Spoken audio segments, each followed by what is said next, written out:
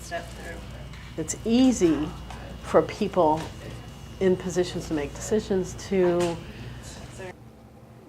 separate themselves, that this isn't something that's going to happen to them or their family. But if it does, you want these services for your family.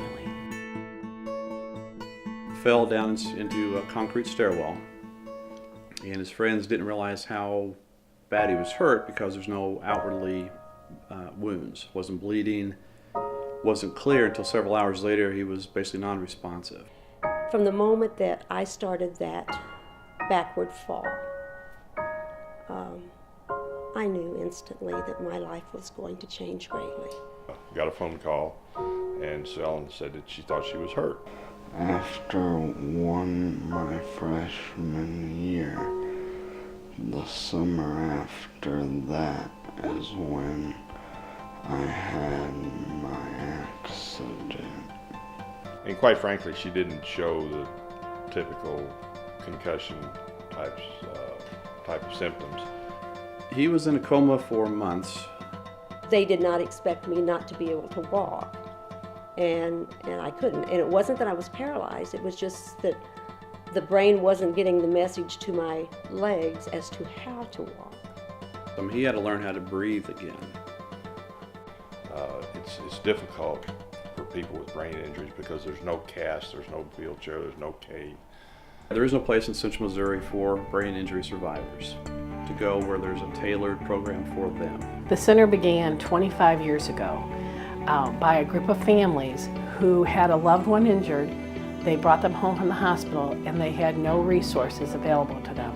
So they banded together, and with some other professionals from the field, they started a day program, and it's a place for their family members to go to continue to work on their rehabilitation. All of a sudden, instead of me being the fixer, I was the one being fixed. We create activities and situations where they can learn about themselves. They can learn skills over again, because these services are designed in a way that it addresses a comprehensive look at somebody's life after an injury to the brain. And if you have that ongoing assistance with that, we continue to see improvements and changes in people to the level that they return to working. They return to living in the community.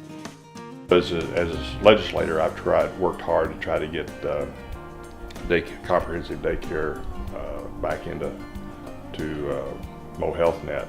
30 years ago, 25 years ago, people didn't survive these injuries. The medical technology has changed that.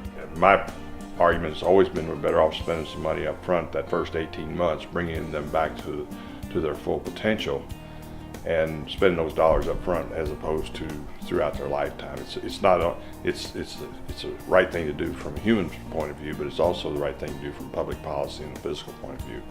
In other parts of the state where they have none of these services, people plateau. They don't build those skills. They don't get the information and the tools they need to improve their life.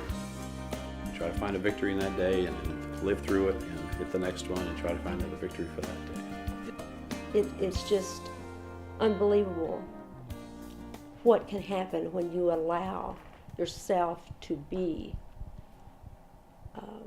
this new person.